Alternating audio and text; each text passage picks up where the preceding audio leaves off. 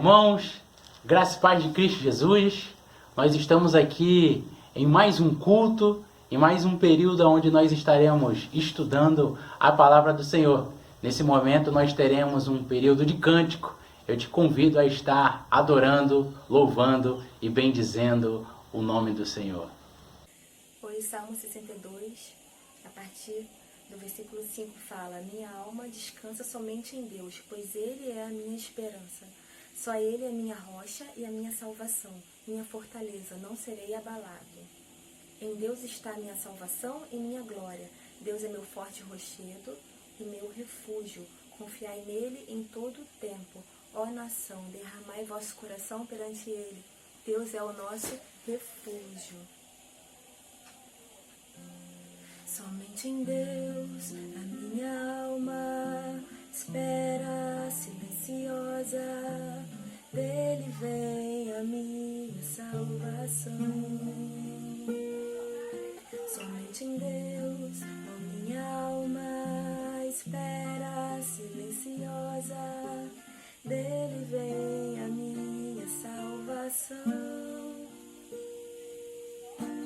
Só o Senhor é minha rocha, minha esperança, minha defesa, o meu refúgio, não me abalarei. És minha glória, minha fortaleza. Eu confio no Senhor em todo tempo, somente em Deus.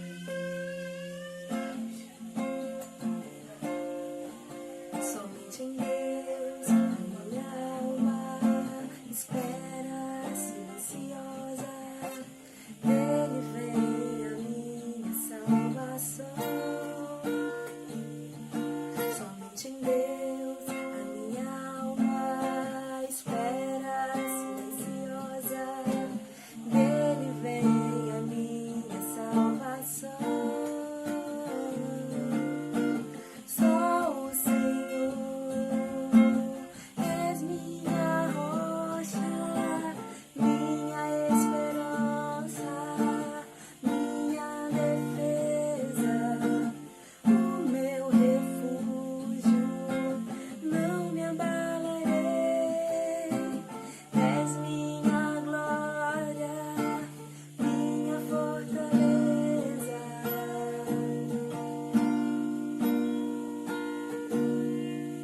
Eu confio no Senhor em todo tempo. Após esse maravilhoso período de cânticos, de louvor e adoração ao nosso Deus, nós estaremos agora fazendo o estudo da Palavra de Deus. Eu te convido a fechar seus olhos para que possamos orar ao nosso Deus. Soberano, Pai eterno, bendito, a Ti a glória, o louvor e a adoração pelo século dos séculos. Que o Senhor venha falar poderosamente aos nossos corações, papai, removendo, papai, todo pecado, toda impureza, papai, que impede o nosso relacionamento contigo. Pai, nós queremos aprender mais de Ti, estarmos aptos, Pai, para Te adorar, para Te servir, com tudo aquilo que o Senhor tem para nossas vidas. Pai, recebe o nosso culto, recebe a nossa adoração, seja adorado, papai, em nome de Jesus Cristo. Amém. Irmãos, nós estamos em uma série de estudos sobre o livro de Apocalipse, estamos no 6º estudo, estaremos hoje falando sobre a igreja de Pérgamo, que se encontra no livro de Apocalipse, capítulo 2, a partir do versículo 12 e vai até o versículo 17. Nós temos aprendido muito através desse livro, esse livro que tem por tema a esperança, é o livro da esperança, é o livro do relacionamento da sua igreja, da igreja do soberano, da igreja do Senhor Jesus, com a que em breve nós iremos o encontrá-lo, com o corpo de Cristo, com a noiva, com nós que fazemos parte desse corpo. Então é o livro da esperança, é um livro que todo crente em Cristo deve ler para sua edificação, para o fortalecimento da sua fé. Então, a carta hoje é para a igreja de Pérgamo, é uma carta que está dentro dessa carta, né? A carta de Pérgamo está dentro desse compilado chamado Apocalipse. Então, nós estaremos dando uma introdução nesse estudo falando sobre algumas peculiaridades, algumas particularidades que a cidade de Pérgamo, assim como nós falamos na quinta-feira passada da cidade de Esmirna, falamos na quinta-feira retrasada da cidade de Éfeso, hoje nós estaremos falando um pouquinho sobre a cidade de Pérgamo, que ela dava a impressão de uma cidade majestosa, era como se fosse o endereço de um grande rei, de um rei. A cidade de Pérgamo, diferente da cidade de Esmirna e de Éfeso, que eram cidades planas, baixas, ela era uma cidade alta, ela ficava em torno de 350 metros de altura. É por isso que ela dava essa impressão de cidade majestosa. Então ela tem esse aspecto geográfico, né? Era uma cidade construída sobre rochas. E ela tem também uma outra particularidade, a cidade de Pérgamo, é que, diferentemente de Éfeso e Esmirna, que eram grandes potências econômicas da época, tanto é que vem escrito dessa forma. Primeiro é a carta endereçada à igreja de Éfeso, que era uma espécie de mãe das demais igrejas, né? A igreja que primeiro foi fundada, não em sua data em si, porque a cidade de Esmirna era uma cidade bem antiga, uma das mais antigas, mas a igreja de Éfeso ela tinha uma grande importância. A cidade de Éfeso, na Ásia, hoje a atual Turquia, ela tinha uma grande importância, era um grande centro comercial. E Esmirna também tinha a sua grande importância por conta de seu comércio. Já a cidade de Pérgamo, ela tinha uma questão cultural, por ser uma cidade mais distante, uma cidade mais alta, ela tinha essa questão muito forte da cultura, que acabava influenciando as demais cidades.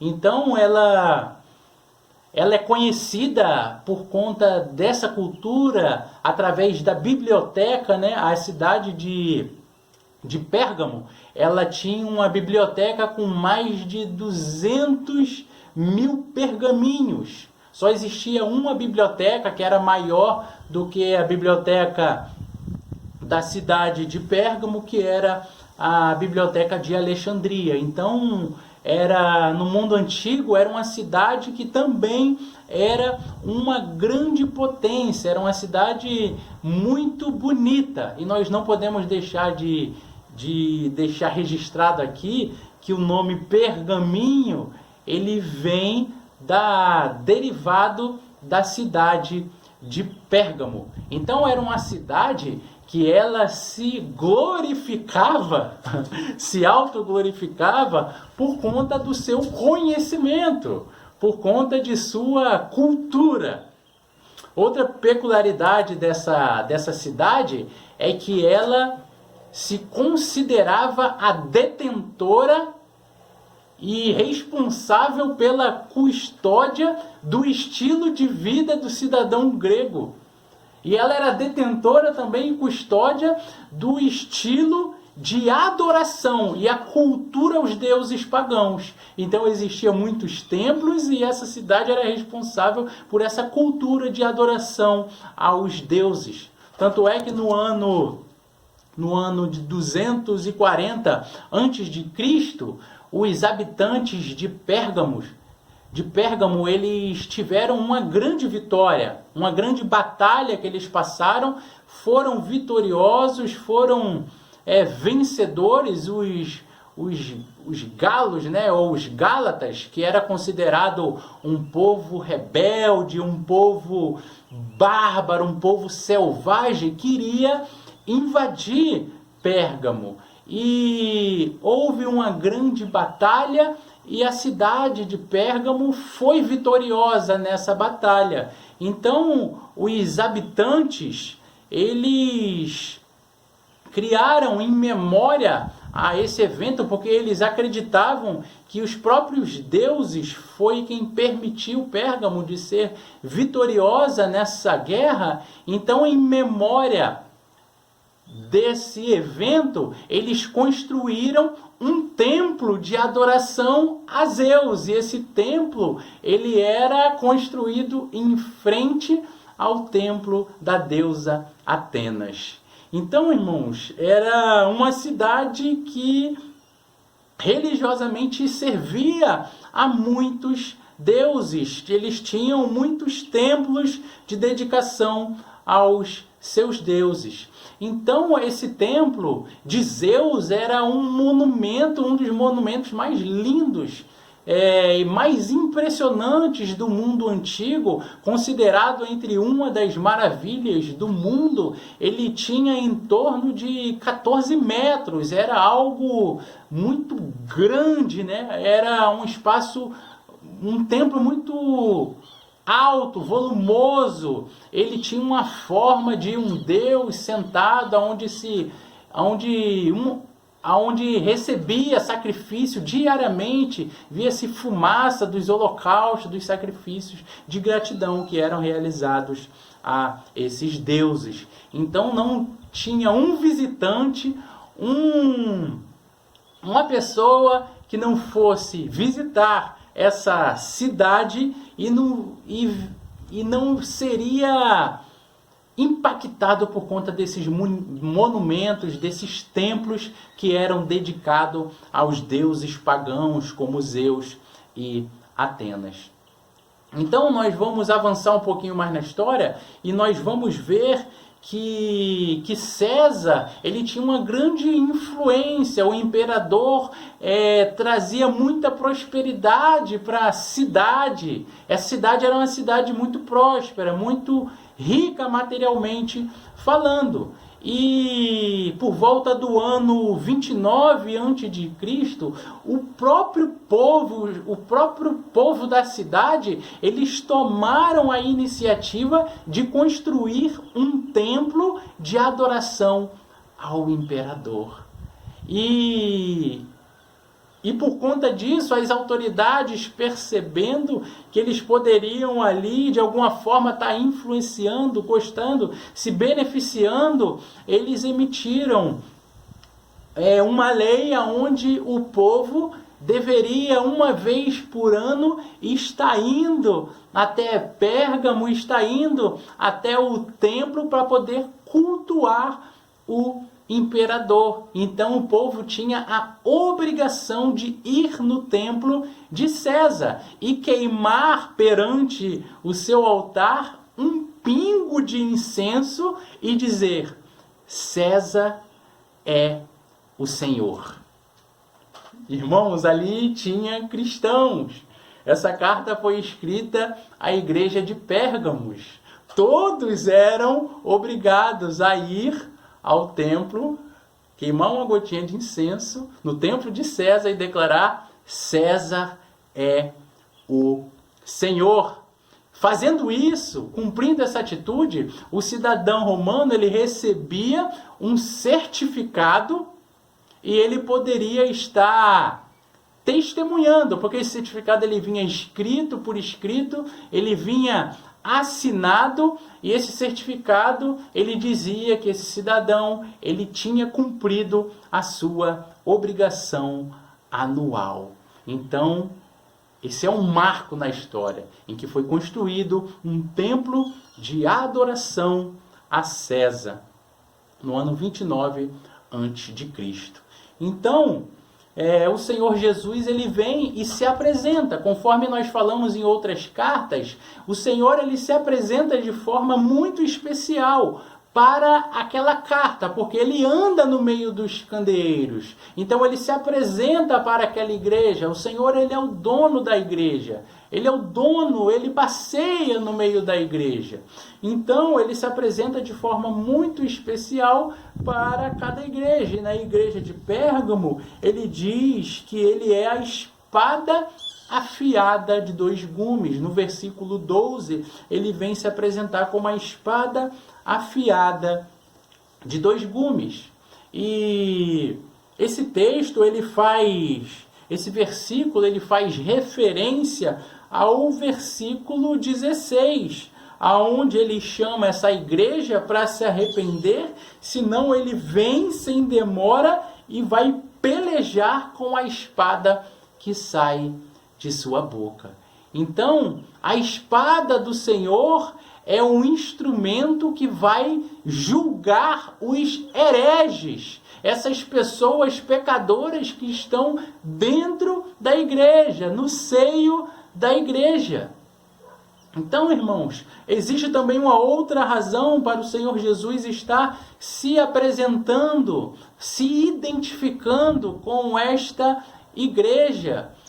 A espada, ela era considerada o símbolo em que a autoridade oficial era instituída para poder estar sentenciando. Então, a espada é o símbolo da mais alta autoridade que foi investida. Então, através da espada, ele tinha o direito de, no que hoje nós conhecemos, está dando a vida e a morte. Nós sabemos que só o Senhor tem poder sobre a vida e a morte. Então, César, ele tinha esse poder. As autoridades seculares tinham esse poder de dar a vida e dar a morte.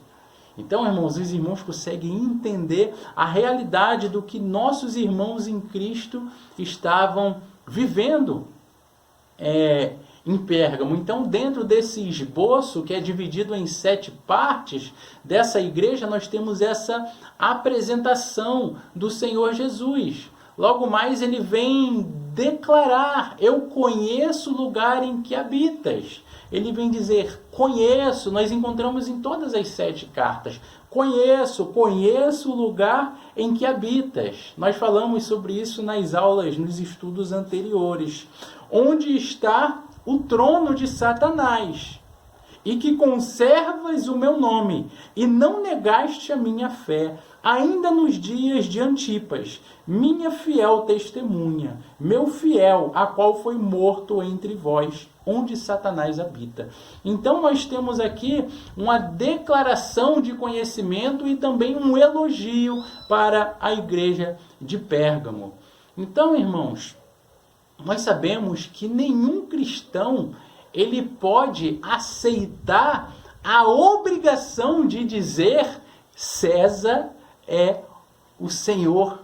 Porque para nós que estamos em Cristo só existe um Senhor, o qual é em nós e por meio de nós, o qual nós devemos curvar a nossa cabeça para adorá-lo, que é o Senhor Jesus. Então, o governo romano, ele foi incapaz de compreender este ponto de vista do cristianismo, da nossa religião. E os cristãos, eles eram considerados pessoas desleais. Eles eram considerados perigosos revolucionários. É por isso que os cristãos, eles eram tão perseguidos. Os cristãos de Pérgamos, eles eram tão perseguidos. Então, o culto a César, ele, de certa forma, ele oprimia a vida dos cristãos. Um grande espaço, como hoje nós conhecemos as dioceses, grande centro de adoração a deuses. Era assim o templo templo dedicado ao imperador romano César, e era um grande espaço, um grande local na Ásia, onde era esse homem adorado, esse homem venerado, esse homem, ele era cultuado. Então, os cristãos de Pérgamo, eles viviam essa constante ameaça. É por isso que essa cidade, é por isso que Jesus ele vem identificar Pérgamo como o trono de Satanás. O homem ele não pode se declarar Deus. O homem ele não pode agir como Satanás, que quis ser maior do que Deus, que quis ser o Deus, que quer ser adorado. É por isso que o Senhor Jesus ele disse: eu conheço o lugar onde tu habita, onde está o trono de Satanás. Então o Senhor Jesus conhece onde essa igreja está plantada, ele conhece a realidade desta igreja. Era um lugar onde se obrigava homens, pessoas, inclusive cristãos, a dar nome a outro homem de Senhor. Era uma cidade que obrigava o homem a idolatrar outro homem, a idolatrar César. E para nós que somos cristãos, isso é algo inadmissível, isso é algo opressor, isso é algo satânico, isso é algo do demônio, isso não é de Deus. Infelizmente existe países ainda hoje, no século XXI, que agem dessa forma, onde homens se colocam acima de Deus, aonde existe uma religião no Estado e todos têm que seguir aquela religião que é o próprio ditador, que é o próprio líder do Estado. Então é dessa forma que Satanás ele se representa, o poder e a autoridade oficial do Estado que está contrário à igreja.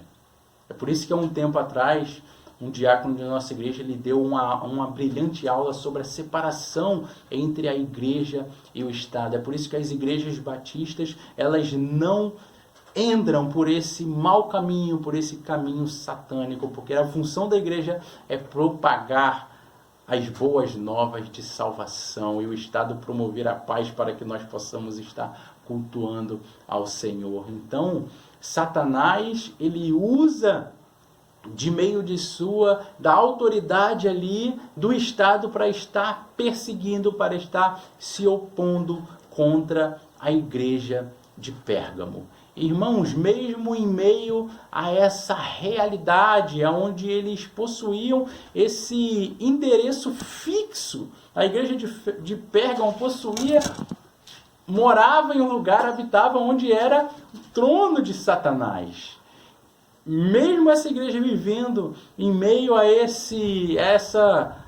essa realidade difícil, ela recebe um elogio do Senhor. Veja bem no versículo 13.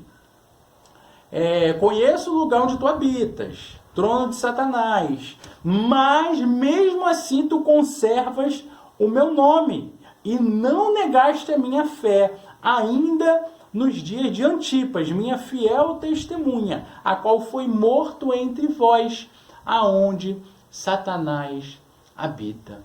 Então, quando as autoridades romanas elas exigiam que os cristãos viessem a dizer César é o Senhor, eles diziam Jesus Cristo é o Senhor. 1 Coríntios 12:3 diz que ninguém pode dizer que Jesus é o Senhor senão pelo Espírito Santo de Deus.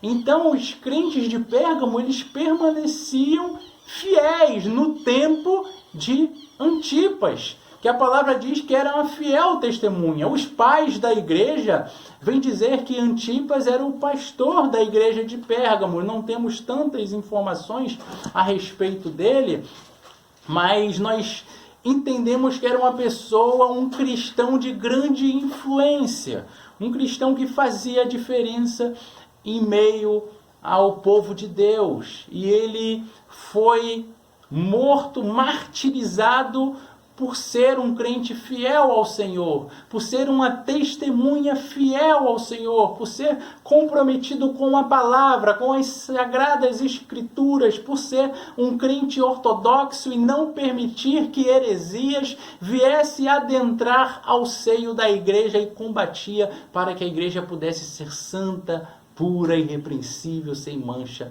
sem mácula. Mas esta igreja, ela também recebe uma crítica. O Senhor também, buscando a pureza da igreja, no versículo 14 e 15, inclusive a igreja de Pérgamo é uma das igrejas que mais recebem críticas.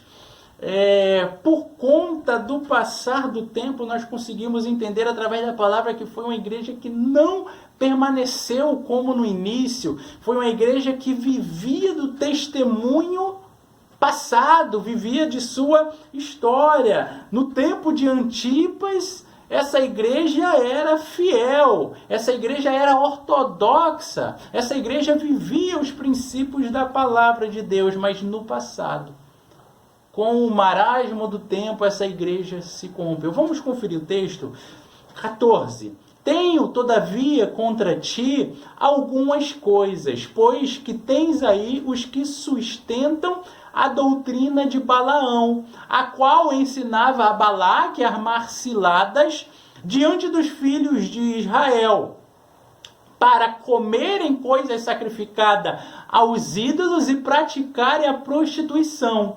Outro sim, também tu tens os que da mesma forma sustentam a doutrina dos nicolaítas. Nós conhecemos a história lá no livro de Números, capítulo 22, 23, 24, inclusive é algo muito lindo de se ler.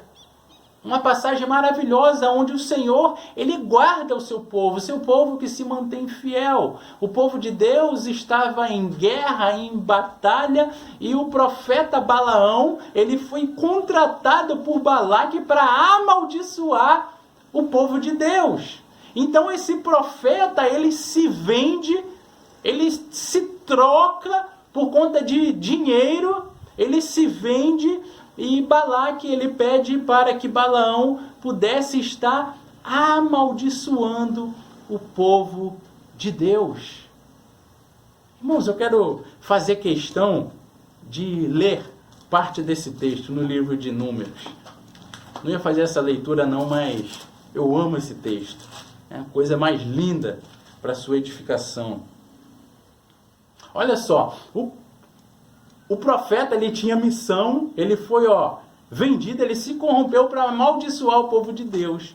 E ele vem dizer, quando o povo de Israel estava lutando, e Balaão, ele deveria amaldiçoar, através da profecia, jogar maldição no povo de Deus. Quando ele ia falar, Deus usava a vida dele para ele abençoar o povo de Deus. Então, por 3 vezes consecutivas, ele, ao invés de amaldiçoar, tinha se vendido para isso. Ele estava sendo usado pelo Senhor, a intervenção divina, para que o povo fiel viesse ser abençoado. E ele falou, poxa, Balaque, me desculpa, eu não consigo amaldiçoar esse povo, porque esse povo é abençoado por Deus.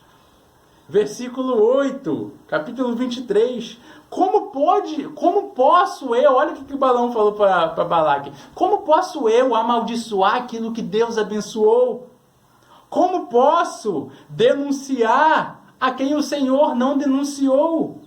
Pois do cimo das penhas vejo Israel, e dos outeiros o contemplo. Eis que é povo que habita só, e não será reputado entre as nações. Quem contou o pó de Jacó, ou enumerou a 4ª de Israel, não viu iniquidade em Jacó, nem contemplou desventura em Israel. O Senhor seu Deus está com ele, no meio dele se ouvem aclamações ao seu rei. Versículo 21, 23. Pois contra Jacó não vale encantamento, nem adivinhação contra Israel. Agora se poderá dizer de Jacó e de Israel, Que coisas tem feito Deus?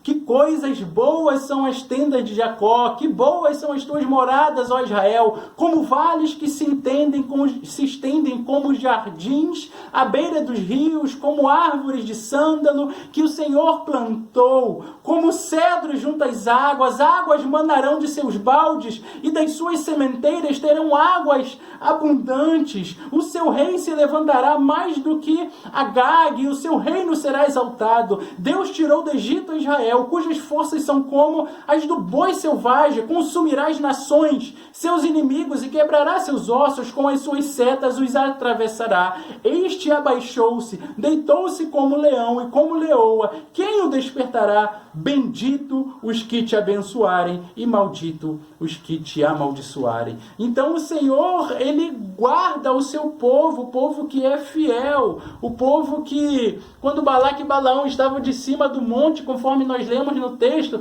ele via Israel, ele queria amaldiçoar, mas não existe vale encantamento, irmãos, contra o povo de Deus. O povo que permanece fiel ao Senhor. Então esse profeta, ele se vende, mas Deus, ele livra o seu povo. Mas algo muito interessante, importante que nós vemos aqui, irmãos, no versículo 14, é que o Senhor, ele tem contra Pérgamo, contra algumas pessoas desta igreja, o texto diz, eu tenho contra ti algumas coisas, porque no meio de ti tens aí os que sustentam a doutrina de Balaão. Então, irmãos, no meio da igreja existem membros da igreja que se vendiam.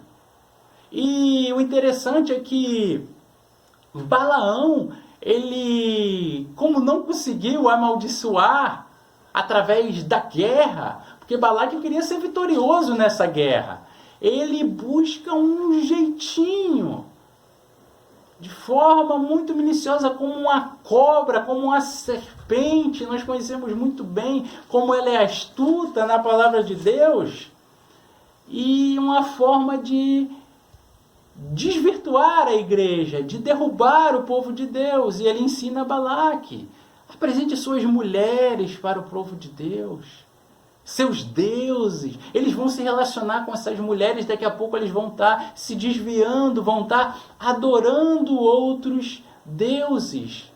E Balaque assim fez. Nós sabemos o que aconteceu com o povo de Deus, o que aconteceu com Israel, né? Que fim triste. Então isso estava acontecendo em meio à igreja de Pérgamo. É por isso que aqui Jesus, ele vem trazer essa experiência de números e aplica aí dentro de vocês. Tem os que seguem a doutrina de Balaão, a qual ensinava Balaque a armar cilada diante dos filhos de Israel. Essa é a cilada que ele armava para fazerem comer coisas sacrificadas a ídolos e praticarem a prostituição. Então, irmãos, essa foi uma igreja que ela acabou negociando a verdade. Ela acabou negociando a palavra de Deus. Ela acabou vivendo, abrindo mão de seus valores ortodoxos para viver de forma imoral, com perversão sexual, indo a templos adorar deuses sexuais, tendo relacionamentos sexuais com mulheres e idolatrando outros deuses através dessa vida, comendo do que não deveriam estar comendo, enfim, idolatrando outros deuses. Mas essa não era toda a igreja de Pérgamo, e sim alguns que sustentavam essa doutrina. Mas esses membros que viviam essa prática, que se contaminaram, eles estavam tentando contaminar os santos, contaminar aqueles que não se venderam. Então existia um grupo que foi crescendo, que foi ensinando, que foi trazendo os irmãos, e aquela igreja do Senhor Jesus, ela foi se desfazendo, foi se contaminando com essas práticas pagãs. Então eu tinha que viver de forma que eu viesse viver de um jeitinho, com a prática pagã, para eu não sofrer perseguição. Os irmãos conseguem entender que os cristãos fiéis, eles eram perseguidos por César, os cristãos que eram vistos como revolucionários, como os rebeldes. Eu tinha então que aceitar certos costumes, e essa igreja foi sendo levada. Muitos morreram, como diz o texto aqui. Fala de Antipas. Semana passada estava conversando com o irmão Vicente e ele citou esse texto. Eu lembrei agora de Antipas, um homem fiel. Nós falamos da igreja de Esmirna, conta Eusébio de Cesareia, um historiador, sobre Policarpo também, que era um crente fiel desta igreja, onde tacaram fogo nele, foi um mártir, e o fogo não o queimava, tiveram que lançar uma faca em seus peitos, uma lança em seu peito, e Policarpo, a história conta que lançaram ele dentro de um boi de bronze, que era eles idolatravam, né? Usavam aquele instrumento ali também para sacrifícios a seus deuses, e a história diz que Antipas ele foi morto dessa forma, né? Foi morto sem ar, foi morto queimado dentro desse boi feito de bronze. Então, irmãos, essa igreja que com o passar dos anos ela foi tendo a sua membresia contaminada, ela foi se desfazendo, ela foi aos poucos participando desses cultos pagãos, desses cultos de adoração aos ídolos, comendo alimentos que na época não eram permitidos. E Paulo ele fala em 1 Coríntios capítulo 8 sobre essa mistura em que o povo de Deus vivia em meio à idolatria, ritos, alimentos. Esse jeitinho, vamos se misturar, vamos nos unir aqui, essa forma meio política de viver o evangelho, que hoje é conhecido como o ecumenismo. Vamos todos dar as mãos, temos todos um só Deus, vamos ser legal, eles são legais com a gente, então todo mundo dando as mãos, vivendo práticas pecaminosas e abandonando assim o Senhor Jesus. Então, a igreja de Pérgamo, ela não somente deixou esses nicolaítas. O versículo 15 vem falar sobre essa outra prática, né? Tu tens os que da mesma forma sustentam a doutrina dos nicolaítas. Alguns historiadores creem que os nicolaítas são esses mesmos que também praticavam a doutrina de Balaão. Nós falamos sobre eles no versículo 6 do capítulo 2, na igreja de Éfeso, aonde existiam ali também esse grupo de nicolaítas. Então, esses nicolaítas, eles estavam crescendo na igreja de Pérgamo, e o texto diz que eles estavam ensinando doutrinas. A igreja estava tão fraca doutrinariamente, tão distante da palavra, foi se perdendo em meio caminho, que ela permitiu não somente que os nicolaítas viessem crescer dentro da igreja, esse grupo viesse crescer e inchar, como também viessem criar e ensinar doutrinas diferentes das ensinadas na igreja de Éfeso, que era uma igreja, nós falamos e entendemos que era uma igreja ortodoxa, uma igreja comprometida com o Senhor. Versículo 6. Tens, contudo, a teu favor que odeias obra dos nicolaítas, os quais eu também odeio. Então a igreja de Éfeso, ela combatia a heresia, ela combatia aqueles que se desviavam da palavra. Já a igreja de Pérgamo, outro sim também, tu tens os que da mesma forma sustentam a doutrina dos nicolaítas. Então nós vemos a diferença entre essas duas igrejas. O Senhor diz, arrepende-te, senão eu venho a ti sem demora, e contra eles pelejarei com a espada que sai da minha boca. Versículo 16, arrepende, senão eu venho a ti sem demora, e pelejarei contra eles com a espada que sai da minha boca. Então a igreja de Pérgamo, ela era muito pior a situação do que a igreja de Éfeso. Jesus, ele vem dizer à igreja de Éfeso que eles aborreciam as obras dos nicolaítas, eles não permitiam. A igreja de Éfeso é uma igreja comprometida com as escrituras, não abandonou a palavra de Deus, vivia a palavra de Deus, era uma igreja ortodoxa. E já a igreja de Pérgamo, ele escreveu, tu tens em teu meio aqueles que sustentam, que levantam a mão, que aplaudem e promovem a doutrina dos nicolaítas. Então, o Senhor diz que ele aborrece, ele odeia o pecado. Esses nicolaítas, nós não temos também muitas informações, conforme nós falamos na quinta-feira retrasada, mas acredita-se que era esse povo que ensinava essa idolatria, imoralidade sexual, enfim, conduzia o povo de Deus a viver distante do Senhor. Então é muito importante nós destacarmos aqui que para a igreja de Éfeso o Senhor diz, tu aborreces. E a igreja de Pérgamo ele diz, tu tens. Éfeso, tu aborreces as obras dos nicolaítas. E Pérgamo, tu tens no meio de ti aqueles que sustentam as doutrinas. A igreja de Éfeso, ele diz, você aborrece, você não gosta, você retém as obras. Eles tentam praticar, mas você já retém. E a igreja de Pérgamo já está muito mais profundo, porque já está em doutrina, ensinamento. Imagina, uma escola bíblica dominical, onde o professor da EBD está ensinando o povo a se afastar de Deus, e aquele povo ali batendo palma, é isso aí, vamos para o inferno de mão dada.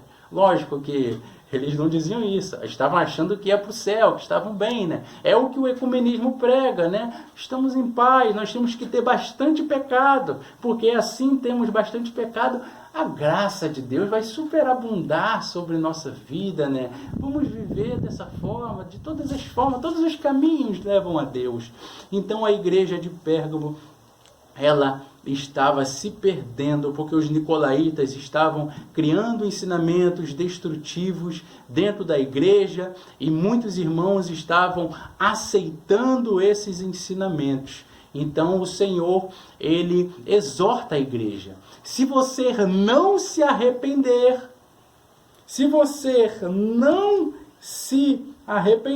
versículo 16, eu venho a ti sem demora, e contra eles pelejarei com a espada que sai da minha boca. Então, se essa igreja não se arrependesse, imediatamente Cristo viria e julgaria. A espada aqui não é se referindo à pregação do evangelho, sim para julgar aqueles, a palavra diz, aqueles que eram infiéis. Aqueles que haviam se corrompido, aqueles que haviam se afastado da pregação da palavra, aqueles que haviam se afastado da obra, dos caminhos do Senhor. E esses seriam condenados para o juízo eterno diante de Deus. Mas o Senhor também fala da recompensa para aqueles que se mantêm fiéis. Versículo 17. Quem tem ouvidos, ouça o que o Espírito diz às igrejas.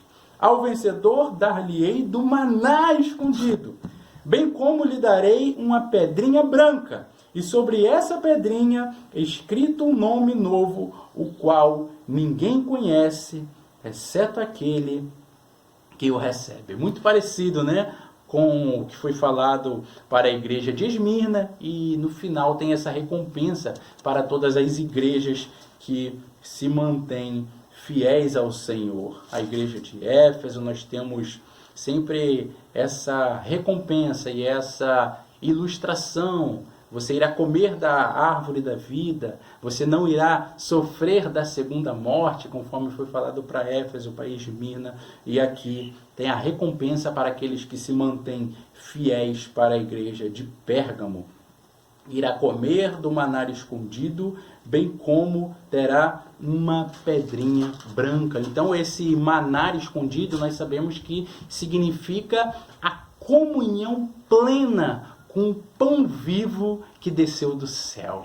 Então aquele que é fiel, ele vai viver já aqui nessa terra, e eternamente ao lado do Senhor. Ele irá comer do maná. O maná é o Senhor. A Bíblia diz lá no livro de João que Jesus, ele é o maná. Jesus, ele é o pão vivo que desceu do céu. É o pão que alimenta a nossa alma, é o pão que sacia a nossa alma.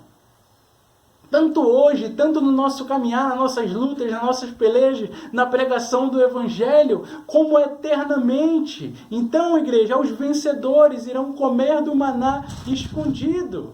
E esse nome que foi escrito nessa pedra branca, ele imediatamente irá, como diz a palavra, se tornar o nome do cristão vitorioso. Os cristãos de Pérgamo e de todos os tempos, eles são recompensados com um novo nome, com uma possessão eterna, que será conhecida por nós quando estivermos juntamente com o nosso Mestre, com o Senhor Jesus. Nós sabemos que o branco em Apocalipse, na palavra de Deus, vestes brancas, vestiduras alvas como a neve, o branco está sempre relacionado à paz, à pureza, aqueles que pertencem a Deus, aqueles cristãos fiéis que pertencem ao Senhor. E a pedra é como uma credencial desse pertencimento, uma credencial daqueles que estarão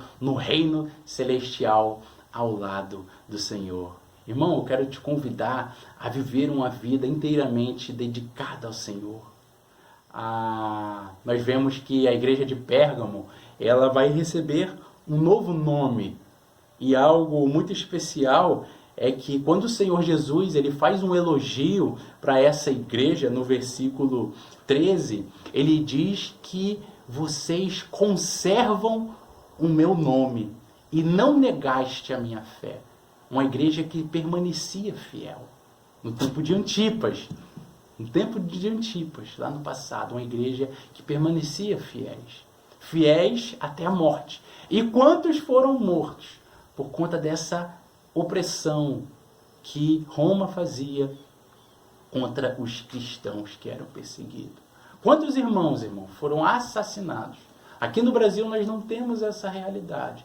A igreja brasileira não passa por essa perseguição. Eu te convido a você viver de uma forma que você nunca viveu, de forma devota e exclusiva para o Senhor que te criou, para o Senhor que te ama com todo o ser, com todo o seu ser. Ele entregou Jesus para você. Ele deu Jesus para que você pudesse viver. Mas esse Deus, ele também é o justo juiz, que se você não se arrepender, você escolher viver distante de Deus, você terá o juízo, você terá o fogo eterno. Então volte para o Senhor, volte, escolha a eternidade, escolha viver ao lado de Deus. Que o Senhor Jesus esteja falando ao seu coração, que você possa voltar para os caminhos do Senhor, que você possa se entregar ao Senhor todos os dias, todos os momentos, todas as atividades da sua vida, e venhamos viver de forma agradável para o Senhor, sabendo que aqueles que vão ao Senhor, de forma alguma, de maneira nenhuma, Ele lançará fora. Que o Senhor Jesus Cristo te abençoe a sua família, abençoe a sua semana. Vamos orar? Pai bendito, muito obrigado por esse privilégio de te servir, papai. Nós queremos ser, papai, servos adoradores do Senhor. pessoas que não abandonam o teu nome, pessoas fiéis à tua palavra, papai. Muito obrigado pela tua palavra, que foi para a igreja de Pérgamo, que é para a nossa igreja, que é para a Congregação Batista no Recanto do Sol, que é para a igreja de todos os tempos, papai. Um chamado para o Senhor, para nós vivermos amando a tua palavra, vivendo a tua palavra, papai. Não permitindo que falsos ensinos venham se adentrar, papai, ou se florescer dentro da tua igreja, mas que possamos ter, papai, sermos iluminados pelo Senhor para combatermos todo, papai, toda falta de intimidade, todo falso ensino que tente se levantar contra a igreja brasileira, contra a igreja de Cristo Jesus, espalhado sobre 4 cantos dessa terra, Pai. Que haja amor à tua palavra, que haja intrepidez, papai, quando líderes estiverem diante de ti ensinando a palavra, papai, e que nós possamos estar comprometidos com a tua palavra para vivermos, papai, o melhor do Senhor. E no tempo do Senhor, no tempo da tua vinda, papai, possamos receber um novo nome, papai, possamos comer do maná celestial, o pão da vida que desceu do céu, pelo século dos séculos. E nós oramos em nome de Jesus Cristo. Amém. Deus te abençoe, querido. A sua face é um refletor de glória, o céu derrama glória, porque a igreja vem arrebentando com as portas do inferno, com barulho de